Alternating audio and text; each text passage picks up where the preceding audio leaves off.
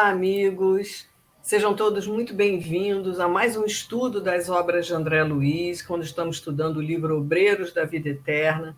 Estamos na última parte do capítulo 15, que é terminando esse processo da desencarnação, o enterro do Dimas, a volta dele ao mundo espiritual, e hoje vamos terminar esse capítulo. E Thelma vai falar para a gente, recordando o que a gente viu na parte anterior. Tudo bem, Thelma? Tudo bem, Márcia. Olá, amigos, que estejam todos bem. Na verdade, Márcia já deu um pitaquinho aí, né? Onde nós já paramos, e a gente está vendo a conclusão, né, do enterro, agora o enterro de Dimas. Ele já está um pouco melhor, mas acompanhando ali o seu processo junto da equipe espiritual, que mantém ali ele firme, e ele fazendo um grande esforço para se manter equilibrado. E a equipe espiritual dando toda aquela proteção para que aqueles vampiros que costumam ficar aguardando um corpo novo que chega para sugar as energias vitais, estão ali presentes, mas eles sentem que Dimas é um espírito protegido devido à equipe espiritual que está ali justamente dando essa sustentação. Isso tudo são lições para nós durante as oportunidades que nós temos de acompanhar esses nossos irmãos nessa última jornada, né?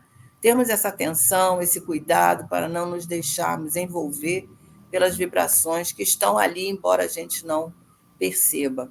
Foi um capítulo muito rico e estamos agora vendo o episódio de uma senhora que está ali no cemitério, naquele ambiente, muito sofredora e chorosa, querendo despertar do sono que ela pensa estar dormindo, e, na verdade, ela está desencarnada, sobre seus despojos ela não tem consciência ainda, mas André Luiz diz que o cordão de prata que une o corpo espiritual ao corpo físico ainda está ligado, então ela está, e ele está em direção à Terra, né? Então mostra aí para nós o apego, né? Tudo isso que ela construiu durante a vida física. Então a gente tem que ter cuidado com a nossa encarnação, até para termos escolhermos, construirmos a forma que nós iremos desencarnar, né? Isso tudo vai ajudar, veja bem, o cuidado que nós temos, o esforço, as nossas atitudes vão refletir no momento da nossa desencarnação e sobre como nós vamos ter esses nossos desligamentos também. Eu achei o capítulo muito rico e esperamos agora aproveitar o final aí dessa moça e de outras experiências que vão ser trazidas. E Márcia agora vai ler. Se você lembrar de alguma colocação, pode falar. Então é isso, como a Thelma falou, né? Ela está ligada ainda ao seu corpo físico, sofrendo muito, e André Luiz está angustiado, ele quer ajudar, né? Então vamos ver o que vai acontecer, né? E aí a gente lembra que vem um desses colaboradores do cemitério, a gente vê que ela não está sozinha. André Luiz tem a impressão de que ela está ali abandonada, né? Mas não. E aí ele, esse ajudante que está ali no cemitério cuidando desses espíritos, fala para ele não se afligir. E aí ele diz, olha, o André Luiz fala, longe de um interpelado perturbar-se, né? Respondeu-me tranquilamente. Ele fala, mas a gente não pode ajudar, vamos ajudar, né? Aí ele fala para André Luiz, eu compreendo-lhe a estranheza. Deve ser a primeira vez que frequenta um cemitério como este. Falta-lhe a experiência. Quanto a mim, sou do posto de assistência espiritual à necrópole, quer dizer, um trabalhador do lado espiritual no cemitério, né? Desarmado pela serenidade do interlocutor, renovei a primeira atitude. Reconheci que o local, não obstante repleto de entidades vagabundas, não estava desprovido de servidores do bem. Quer dizer, nós não estamos desamparados nunca, nunca.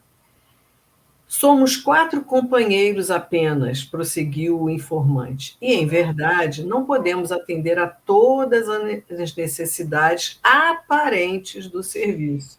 Porque André Luiz estava vendo um cenário, então ele estava ali, né, querendo resolver o problema. Então, são necessidades aparentes. Creia, porém, que zelamos pela solução de todos os problemas fundamentais. Apesar de nosso cuidado, não podemos, todavia, esquecer o imperativo do sofrimento benéfico para todos aqueles que vêm dar até aqui, após deliberado desprezo pelos sublimes patrimônios da vida humana. Essa frase final aqui é muito importante, né, Thelma? Não, quer dizer, o imperativo do sofrimento benéfico para todos aqueles que desprezaram os patrimônios da vida humana. É o que nós falamos no episódio anterior, né, onde nós colocamos a fala de São Luís, né, o porquê desse sofrimento benéfico, para despertar esses espíritos para o sentido da vida. Né? Primeiro que a vida não termina, e nós precisamos de ter um entendimento, né, da finalidade da vida. Então, nesse caso, é um sofrimento benéfico, era preciso que ela passasse por isso, porque a gente vai ver aí toda a construção que ela fez, né, em favor desse sofrimento que ela está vivendo, mas apesar de ser um sofrimento, uma dor, ele é benéfico para ela. Né? E a gente já lembrou disso no capítulo anterior. Volto a recordar vocês que vocês leiam o Livro dos Espíritos. No capítulo 3 tem várias perguntas. Kardec coloca sobre essa volta do espírito à vida espiritual quando termina a nossa vida aqui. Então ele fala sobre essa separação do corpo da alma e ele fala: quanto mais ligados às questões materiais, a essa vida que ele fala que a gente tem, nessa vida totalmente material, ligadas a vícios e várias outras questões, mais difícil será a nossa desencarnação. E mais ligado nós vamos continuar aos nossos corpos físicos ali, percebendo toda essa decomposição. Bom, enfim, e é o caso aí dessa moça, né? E mais de um outro senhorzinho que ele vai lembrar aí. Então, vamos lá. Atingiu o sentido oculto das explicações, falou André Luiz. O cooperador queria dizer naturalmente que a presença ali de malfeitores e ociosos desencarnados se justificava em face do grande número de ociosos e malfeitores que se afastam diariamente da crosta da terra. Era o similia similibus, que é uma expressão latina que significa que os semelhantes curam-se pelos semelhantes. Quer dizer, era essa expressão em ação, cumprindo-se os ditames da lei do progresso. Castigando-se e flagelando-se mutuamente, alcançaria os desviados a noção do verdadeiro caminho salvador. Então, olha que interessante, queria dizer assim, que malfeitores ociosos desencarnados, que a presença deles ali se justificava em face do grande número de ociosos e malfeitores que se afastam diariamente da crosta da terra, quer dizer, os desencarnados, malfeitores, se juntando aos recém-desencarnados, né? Aos recém-desencarnados daqueles, quer dizer, que tinham similitudes de ações, de pensamentos, de vibrações. Então, Sintonia, né? A de questão da sintonia. afinidade, sintonia. Né? E aí, André Luiz fala que ele fita a infeliz e expus meu propósito de auxiliá-la. E aquele benfeitor que está ali perto fala: é inútil, esclareceu o prestimoso guarda, equilibrado nos conhecimentos de justiça e seguro na prática, pelo convívio diário com a dor. Nossa desventurada irmã permanece sobre alta desordem emocional, completamente louca. Então, olha que, né, que desespero. E a gente, você quer comentar mais alguma coisa, Thelma? Ele vai explicar o porquê da vida dela assim. Vamos ver o contexto, né, que a gente já falou, que tem os casos lá no livro Céu e Inferno, né, onde conta vários casos de espíritos que desencarnaram em processos semelhantes, e a gente vê aí que o apego, né, que fez com que essa companheira esteja agora dessa forma, né? Então, a gente tem que estudar para compreender, porque não é fácil, né? Encontrar uma criatura igual a gente encontra, a Márcia já falou isso no episódio passado, nas nossas mesas mediúnicas vêm esses relatos, né? Que muitas vezes nós vamos às lágrimas com esses espíritos, né? Quando trazem as suas dores, estão ali acorrentados seus despojos, ou, no caso dela, ela não estava visualizando o despojo, por isso ela pensava estar dormindo, mas ela não se acredita morta, ela quer ser despertada. Então, é uma dor muito grande, né? Que essa companheira vem experimentando pela desordem emocional que ela traz. Então, enlouquece mesmo. São espíritos que estão enlouquecidos porque vislumbram que a vida continua, mas eles não entendem assim. Então ele fala aqui, né, que ela está completamente louca, né, sob desordem emocional. Isso. E vamos nós. E aí ele vai contar a história dela. Viveu 30 e poucos anos na carne, absolutamente distraída dos problemas espirituais que nos dizem respeito. Quer dizer, teve uma vida totalmente material. Talvez não tivesse nenhum credo, nenhuma religião, ou em algo que se consolasse, que estudasse, né? Gozou a saciedade na taça da vida física. Quer dizer, só queria saber das distrações, dos lazeres, né? E após feliz casamento, realizado sem qualquer preparo de ordem moral, contraiu gravidez. Situação esta que lhe mereceu menosprezo integral. Comparava o fenômeno orgânico em que se encontrava a ocorrências comuns e, acentuando extravagâncias por demonstrar falsa superioridade, precipitou-se em condições fatais. Chamada ao testemunho edificante da abelha operosa na colmeia do lar, preferiu a posição da borboleta saltitante, sequiosa de novidades efêmeras. O resultado foi funesto. Fim do parto difícil, sobrevieram infecções e febre maligna, aniquilando-lhe o organismo.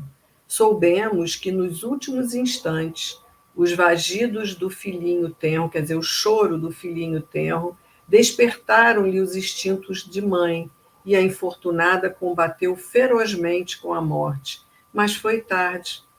Jungida aos despojos por conveniência dela própria, tem primado aqui pela inconformação, quer dizer, jungido, ela está junta do seu corpo ali, e ela tem sofrido bastante ainda com aquele cordão ligado, embora já totalmente sem cor, como André Luiz fala, ali na terra, porque deve estar lá embaixo, junto do caixão dela, ela está sentindo todo esse desespero, achando que está tendo um pesadelo e já percebendo essa decomposição do seu próprio corpo, né?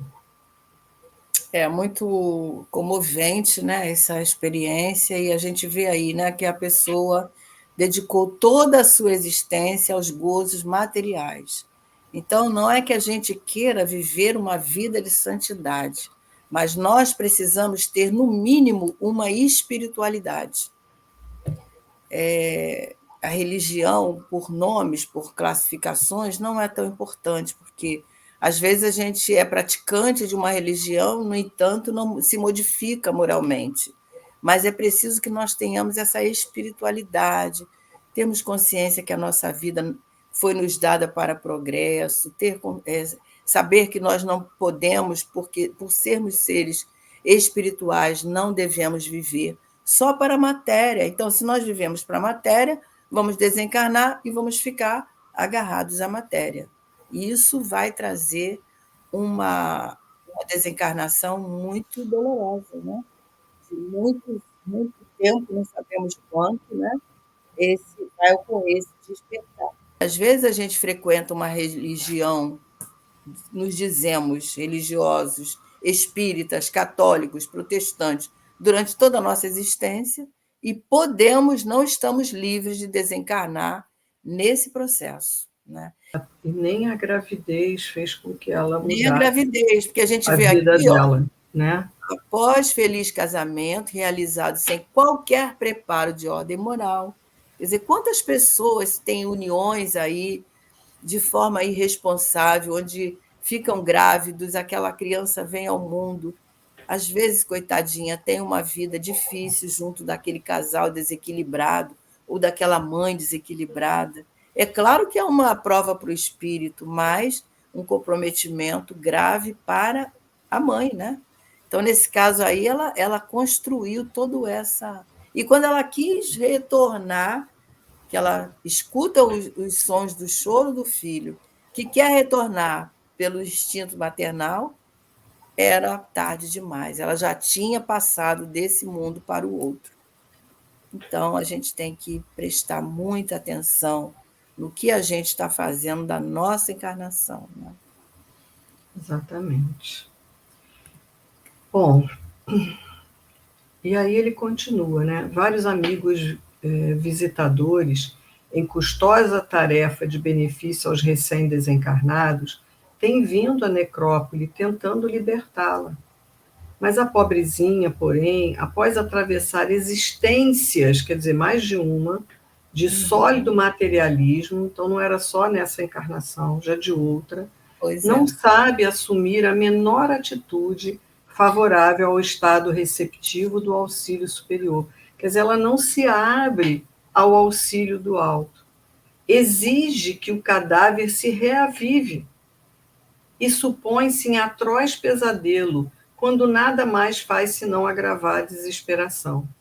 Os benfeitores, desse modo, inclinam-se à espera da manifestação de melhoras íntimas, porque seria perigoso forçar a libertação pela probabilidade de entregar-se a infeliz aos malfeitores desencarnados. Olha só, hein? E aí, quer dizer, então ele está explicando aqui, antes do André Luiz falar, né, Thelma, que eles não podem pegar ali e simplesmente desligar ela, que ela vai acabar sendo sugada por aqueles malfeitores que estão ali. E a gente lembra, Márcia, que depois que desliga esse último laço fluídico, o corpo se cadaveriza, o corpo começa todo o processo de putrefação, né? Então, por isso, a gente aprendeu nesse capítulo, né? O porquê de manter esse laço fluídico em muitos casos, né? Em Isso que é muito. pese ela já devia estar em companhia, porque o André Luiz disse que aquela Ah, sim, ligação nem é. tinha mais Uhum. aquela cor, já era, né? Ela já Uhum. deve estar lá, tanto que ele disse que via manchas já no corpo Isso. dela, né? Que ela devia estar refletindo a situação do seu corpo físico. As manchas da putrefação da carne, né? Pois é. Então, André Luiz fala, indiquei, porém, o laço fluídeo que a ligava ao envoltório sepulto e observei. Vê-se, entretanto, que a mísera experimenta a desintegração do corpo grosseiro em terríveis tormentos, conservando a impressão de ligamento com a matéria putrefata. Não teremos recursos para aliviá-la? Quer dizer, ele quer cortar aquele laço, ele quer acabar com aquele sofrimento, porque a primeira vez que ele vê isso, ele está impactado com a situação dessa senhora, né? É verdade. Então, aí ele toma a atitude de quem vai cortar lá o laço, né? Quem sabe chegou o momento, não será razoável cortar esse grilhão? Aí o amigo diz, que diz? Fica surpreso. Não, não pode ser, nós temos ordens, quer dizer, eles ali, eles também são submetidos a entendimentos de ordem superior daquilo Perigoso. que eles têm que fazer. E aí ele fica, André Luiz, mas por que tamanha exigência?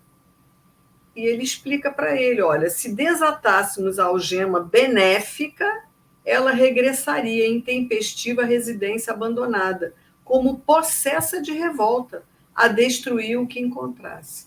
Não tem direito, como mãe fiel ao dever, de flagelar com a sua paixão desvairada o corpinho tenro do filho pequenino e, como esposa desatenta às obrigações, não pode perturbar o serviço de recomposição psíquica do companheiro honesto que lhe ofereceu no mundo o que possuía de melhor. Então, como falou no outro slide, ela tinha um casamento feliz. O esposo era um bom esposo, provavelmente gostava muito dela. E aí ele está contando aqui, se você corta ela vai daqui direto para a residência dela lá e vai obsediar, né? Vai ser um espírito perturbador daquela paz naquele lar, né? É. E a gente vê mais uma consequência de quando nós dedicamos a nossa vida às questões materiais, né? É a possibilidade de reencarnarmos em situações muito mais dolorosas. Você vê que ela teve uma vida feliz, teve tudo que ela necessitava, né? E não valorizou. Então, não sabemos como, né, em que condições ela vai retornar, justamente para esse despertar, né? Exatamente. E aí ele continua dizendo: é da lei natural que o lavrador colha de conformidade com a sua semeadura. Quando acalmar as paixões vulcânicas que lhe consomem a alma, quando humilhar o coração voluntarioso, de modo a respeitar a paz dos entes amados que deixou no mundo, então será libertado e dormirá sono reparador em instância de paz que nunca falta ao necessitado reconhecido as bênçãos de Deus. A lição era dura, mas lógica. A infortunada criatura, alheia à nossa conversação, prosseguia gritando, qual demente hospitalizada em prisão dolorosa. Tentei ampliar as minhas observações, mas o servidor chamou-me a outras zonas, de onde partiam gemidos estridentes. São vários infelizes na vigília da loucura, disse calmo. Então ele estava ali mostrando o cenário para André Luiz, e a gente vê aqui, né? Só quando. E como assim também aconteceu com o André Luiz, né? Só quando ele se predispôs a orar, a dizer assim: olha, estou extenuado, eu me entrego a ti, Senhor, ele consegue ser ajudado. Agora, é porque não tinha ninguém ali? Não. Ele tinha a mãe, tinha o Clarence. Clarencio, não é? E aqui ela também não está sozinha. Tem aqueles que estão ali, ainda tem superiores que estão ali velando por ela. Então, mas só quando ela despertar, ela vai poder ser ajudada. E designando um velhote desencarnado de cócaras sobre a própria campa, né, sobre o seu próprio túmulo, acrescentou: venha e escute-o. Acompanhando meu novo amigo, reparei que o sofredor mantinha-se igualmente em ligação com o fundo, quer dizer, junto ao seu cadáver. Ai, meu Deus, dizia, quem me guardará o dinheiro? Quem me guardará o dinheiro? Observando-nos a aproximação, rogava súplice. Quem são? Querem roubar-me? Socorram-me, socorram-me. Debalde enderecei-lhe palavras de encorajamento e consolação. Não houve, falou aquele amigo, né? A mente dele está cheia de imagens de moedas, letras, cédulas e cifrões. Vai demorar-se bastante na presente situação e, como vê, não podemos, em sã consciência, facilitar-lhe a retirada, porque iria castigar os herdeiros e zurzi-los diariamente. Então, a gente não sabe há quanto tempo esse espírito está ali, Está preso ali, aos seus despojos, ainda ligado, porque ele fala que a gente não pode cortar, porque se cortar, ele vai azucrinar a vida dos seus herdeiros. Né? E quer saber do dinheiro. Né? É muito triste essa situação quando a gente. E a gente tem que pensar nisso mesmo, na nossa vida, o quanto a gente vai ficar aqui apegado às nossas questões materiais. Né? É verdade. O Irmão X tem uma ilustração que agora me veio aqui à mente de um espírito que ele era muito materializado aqui, gostava muito de dinheiro, ele era riquíssimo. E quando ele desencarna, tudo começa, tudo, onde ele ia, onde ele tocava, virava ouro. Eu lembro dessa história, ele entra em desespero, eu lembro dessa E ele história. entra em desespero, mas ele fica enlouquecido, porque tudo que ele pensava, ele vai visitar a casa dele se transforma em ouro, ele toca em alguma coisa, se transforma em ouro, até que um dia ele tem um encontro consigo mesmo e ele começa a repensar, e aí ele pede permissão para retornar à sua casa, né? Para poder falar com a esposa do mal que ele fez a si mesmo.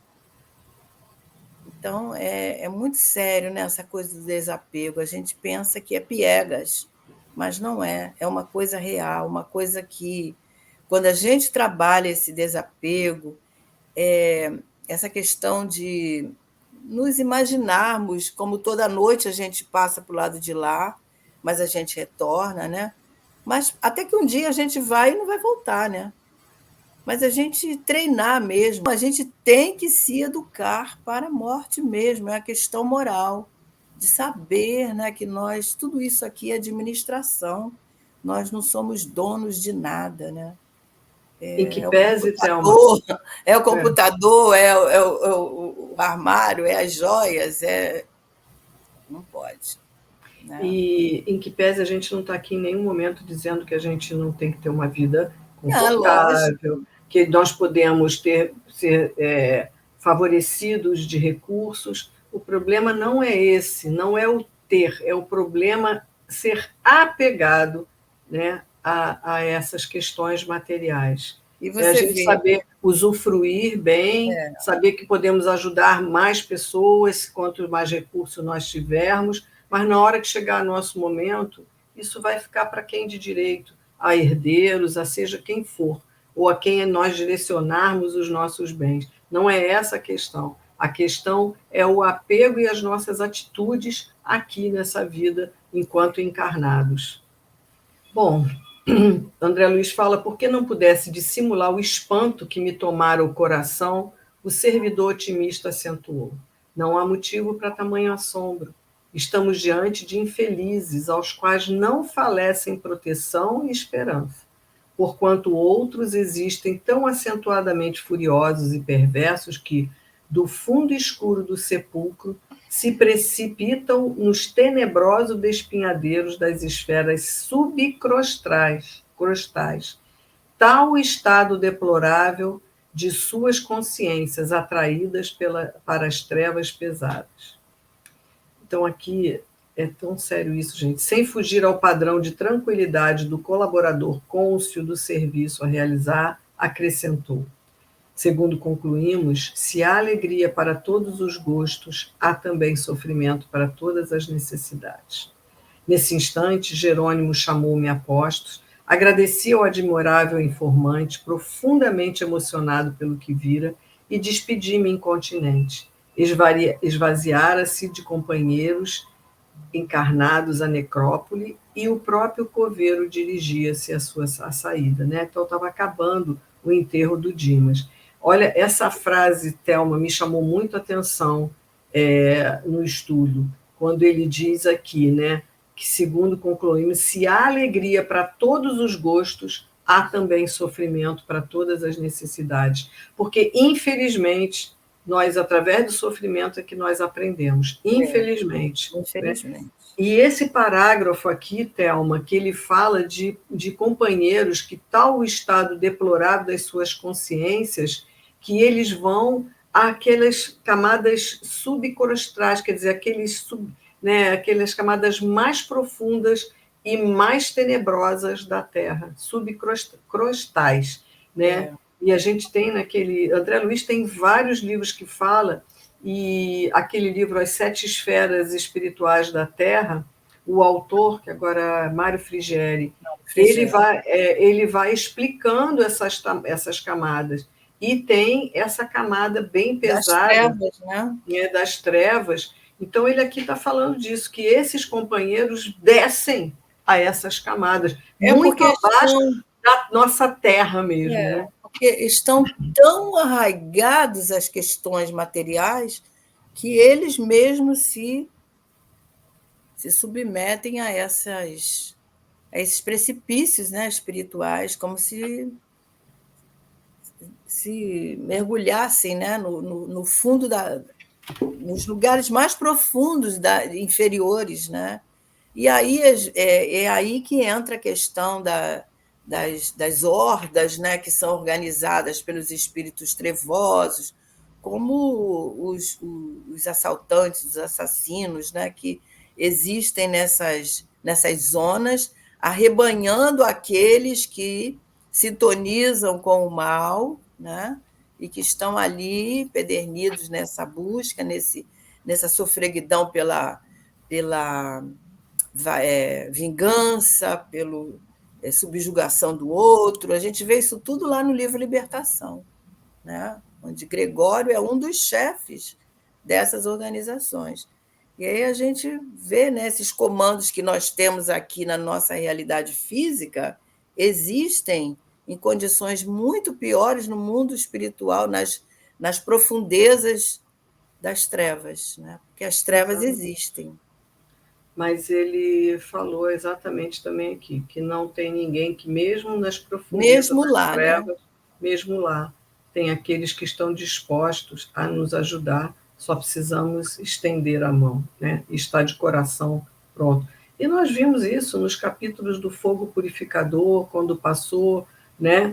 Que Verdade. quando ela falava, olha, só aqueles de coração puro, dispostos realmente a se modificar, serão ajudados. E ele estava lá nos abismos, nós vimos isso aqui nesse livro. Isso. Então, é a mesma coisa aqui que nós estamos vendo. Então, vamos nós. Foi comovente o adeus entre Dimas e a genitora, que prometeu visitá-lo sempre que possível. Após agradecimentos mútuos e recíprocos votos de paz, sentimos-nos, enfim, em condições de partir por nossa vez. Antes, porém, minha curiosidade inquiridora, que a gente sabe que André Luiz não para de ficar pensando, né? Desejava entrar em ação. Como se sentiria Dimas agora? Não seria interessante consultar-lhe as opiniões e os informes? Testemunho valioso poderia fornecer-me para qualquer eventualidade futura de esclarecer a outra. Então, em minha esfera pessoal de observação, não pudera colher pormenores, uma vez que a morte me surpreendera em absoluto alinhamento das teses da vida eterna e minha inconsciência no derradeiro transe carnal fora completa.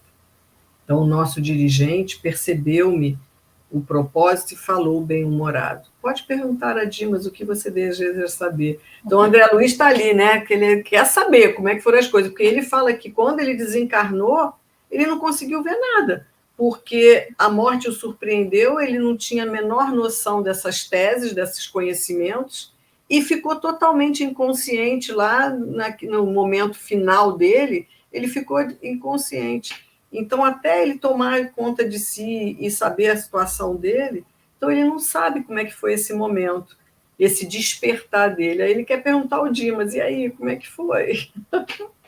Ele não perde a oportunidade, né? Exatamente.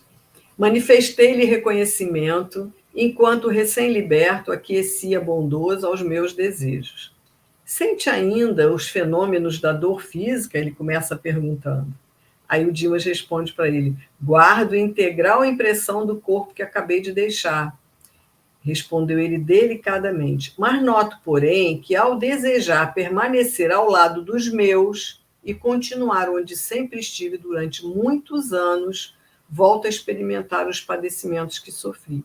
Entretanto, ao conformar-me com os superiores desígnios, sinto-me logo mais leve e reconfortado. Apesar da reduzida fração de tempo em que me vejo desperto, já pude fazer semelhante observação. Olha que interessante, né, Thelma?